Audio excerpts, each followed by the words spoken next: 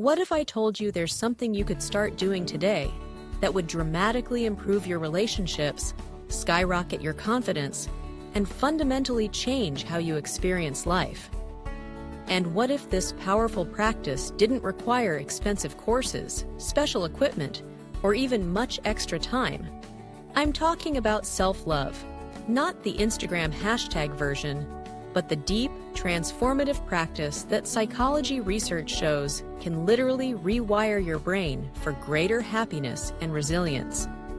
Today, I'm breaking down exactly how self-love transforms every aspect of your life and giving you practical steps to start this journey, even if you've struggled with self-criticism your whole life.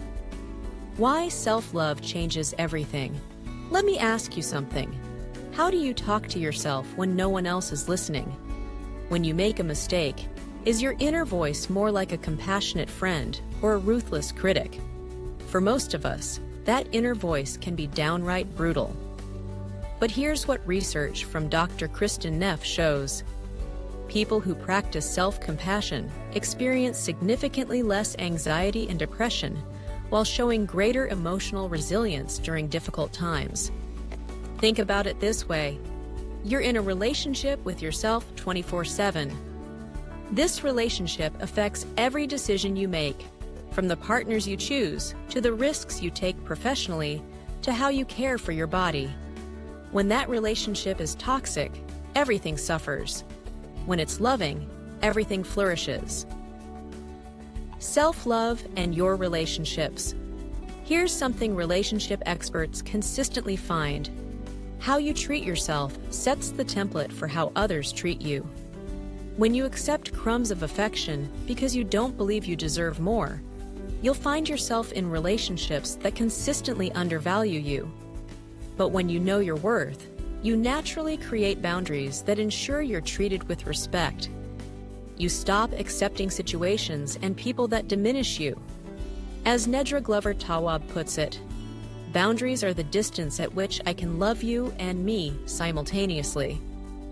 And here's the surprising truth. Setting clear boundaries doesn't push people away. It actually creates the space for more authentic, satisfying connections. When you're not constantly sacrificing your needs to please others, you show up as your genuine self rather than an exhausted people pleaser. The confidence connection. Let's talk about confidence.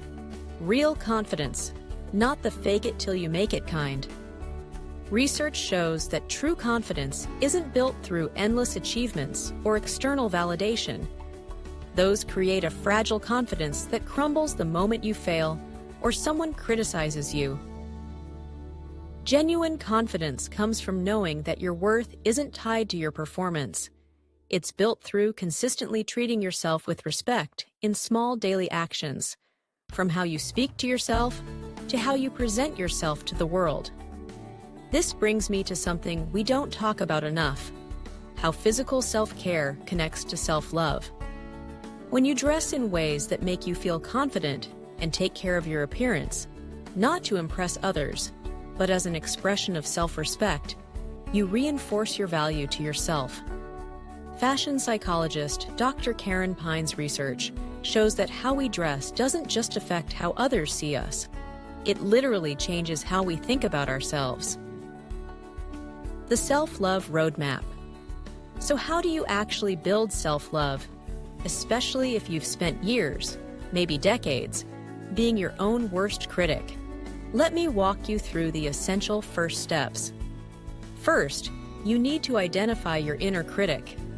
This voice is so familiar, most of us don't even notice it anymore. Start catching those harsh thoughts. When you hear, "You're such an idiot," or "No one will ever love you if they really know you," flag it. Then, practice what psychologists call cognitive reframing. Ask yourself, would I ever talk to someone I love this way? Then deliberately replace that harsh thought with something compassionate but true. Next, establish daily self-care non-negotiables. I'm not talking about occasional bubble baths. I mean consistent practices that honor your basic needs: adequate sleep, nourishing food, movement that feels good, clothes that make you feel confident, and time for mental and emotional rest. Remember, how you treat yourself teaches others how to treat you. When you consistently make time for these practices, you signal to yourself and everyone else that your well-being matters. The third key practice is setting and holding boundaries. Start small. Maybe it's deciding not to check work emails after 7 p.m., or letting people know you need a day to think before committing to plans.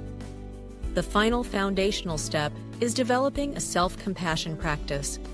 When you make mistakes or face difficulties, place your hand on your heart and speak to yourself as you would to a dear friend facing the same situation.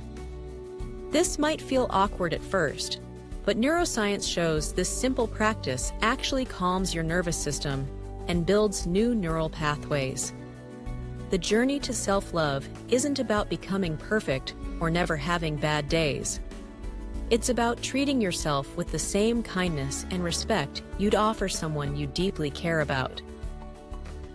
Start with just one practice from this video. Notice how it feels. Then gradually add others. Remember, this isn't selfish. When you fill your own cup first, you have so much more to give others authentically without resentment or burnout. I'd love to hear which practice you're committing to try this week.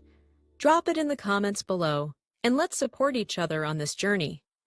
If you found this helpful, hit subscribe for more science-backed strategies for creating a life you love from the inside out. And hit the notification bell so you don't miss next week's video on setting boundaries that stick. Until then, remember, you are worthy of your own love and care, exactly as you are right now.